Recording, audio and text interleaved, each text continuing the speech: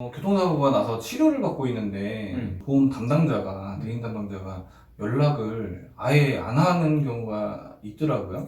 그런 경우들이 있지. 그러니까 뭐 보험사 직원들 같은 경우에 물론 천차만별이겠지만 보통은 이제 적극적으로 바로바로 연락이 와가지고 네.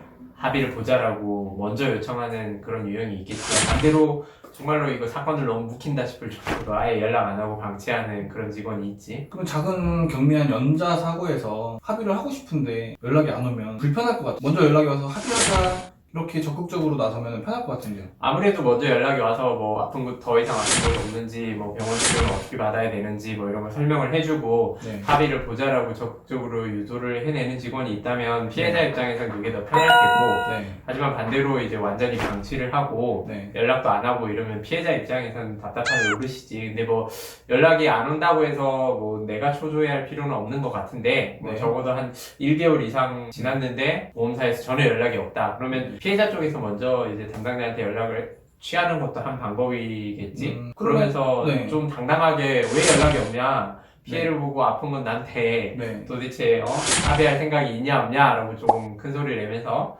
이렇게 내 권리를 주장하는 것도 한 가지 방법이지. 위축되지 말고 그럼 당당하게 내 권리를 찾는 거고, 네. 내가 아파서 치료를 받았고 내 피해를 배상받아야 되는 거니까 당당하게 얘기를 하면 되지. 왜 연락을 안 하냐라고.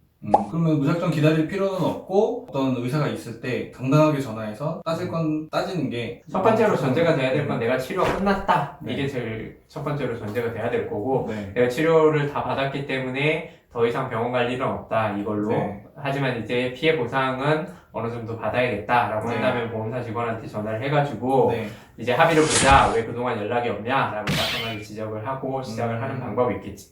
근데 당당한 표현을 하는 게 당연한 거긴 한 것 같은데요.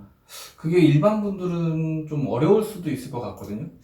보통은 이제 그런 걸 어려워하는 거는 나는 경험이 없고 저쪽은 경험이 많은 이제 전문가다라는 시각 때문에 이제 아무래도 위축되기 마련인데, 그럴 필요가 전혀 없는 게 오히려 내가 권리를 가진 권리자인 거고 저쪽은 용서를 구해야 되는 이제 가해자를 대리하고 있는 거니까 일단 심리적으로 그 흔히 말하는 쫄 필요가 없이 그냥 당당하게 얘기를 하면 되는데, 만약에 혹시라도 이제 보험사 직원한테 직접적으로 연락하는 게 너무나 부담스럽다는 그런 경우에는 연락이 없는 보험사 직원이라면 해당 보험사 콜센터로 그냥 전화를 해서 내가 이러이러한 피해를 받았는데 내 보험사 직원이 연락이 없다, 어떻게 이럴 수가 있냐 라고 이제 콜센터 직원에게 조금 강한 어조로 컴플레인을 남겨놓는 것도 한 가지 방법이겠지.